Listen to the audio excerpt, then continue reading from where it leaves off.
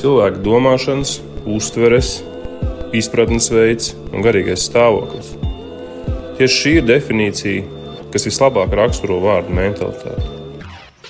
Katram no mums ir sava veidā cita mentalitāte. Tā ir atkarīga no katra cilvēka pieredzēm, ģimenes un pat kultūras. Arī sportā vārds mentalitāte tiek locīts TV katrā turnīrā, spēlē vai jebkāda veida citā sacensībā. Taču cik lielu lomu katra cilvēka panākumos spēlē tieši attiecīgā individa mentalitāte? Tāds ir jautājums. Nekādu konkrētu pētījumu piedāvāt es nevarēšu. Vienīgi savu pieredzi sportā un pieredzēto vadot sporta organizāciju jau nepilnus 13 gadus.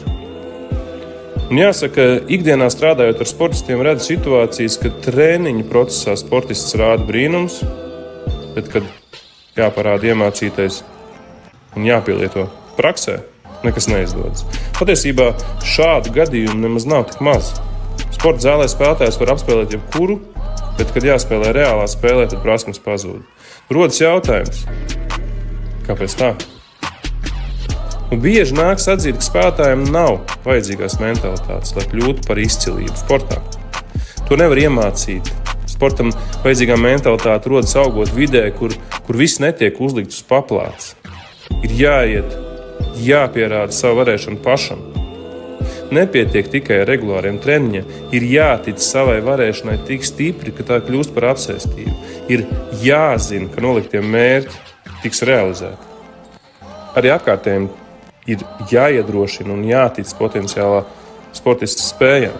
Jo bieži sastopos ar situāciju, ka pat spēlētājs un viņa ģimene apšauba iespēju kaut ko sasniegt. Respektīvi, pat doma par augstu līmeņu sportu šiem cilvēkiem liekas neticami. Un tieši šī tāda nespēja sev vizualizēt kā panākums gūstošu cilvēku ir šīs nepareizās mentalitātes sekas. Kā tad ieaudzināt izcilu mentalitāti? Lai cilvēks ar laiku spēj sasniegt visas savus vēlmes un mērķus? Manuprāt, ir vairākas lietas. Pirmais – paraugs.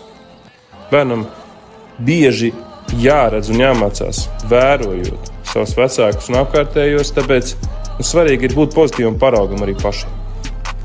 Kļūdas. Pielāgojiet atgriezenisko saiti tā, lai bērns saprastu, ka kļūdas ir normālas, un svarīgi ir mācīties no tām, nevis izjust vainu vai kaunu. Risinājums.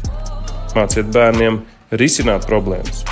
Meklēt risinājumus un pieņemt lēmumus. Tas stiprina viņu pašapziņu un atbildības sajūtu. Runāt. Runājiet ar bērniem atklāti, atbalstot viņus un piedāvājot risinājumus bez spiediena vai kritikas. Pozitīvi ieradumi. Māciet bērniem rīkoties ar savu laiku, veidot darba un atpūtas režīmu. Līdzcietība.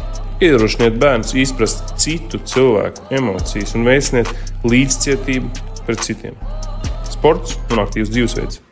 Veiciniet mīlestību pret sportu un fizisko aktivitāti, kas vienmēr bērniem palīdzēs uzlabot garstāvokli un veicināt pozitīvu domāšanu. Neveiksmes. Skaidrojiet bērniem, ka neveiksmes ir daļa no dzīves un svarīgi no tām mācīties un turpināt censties. Un noslēdzošais – meditācija un miers. Ieviesiet meditācijas vai miera brīžu praksi. Tas palīdzēs bērniem attīstīt emocionālo stabilitāti. Un mūsdienu gadžetu un ekrānu pasaulē šis ir ārkārtīgi svarīgi. Skaidrs, ka mums katram ir savas pieredzes un redzējums par dzīvi, par apkārt notiekošo, par nākotnes gaidām. Tomēr, ja mēs katrs ik pa laikam varētu piedomāt pie tā, kā izturamies pret citiem, kā uztveram ikdienas pieredzes un kādu piemēru rādām apkārtējiem, tad mēs radītu izcilu augsni mūsu jaunās paaudzes un nācijas mentalitātes stiprināšanu.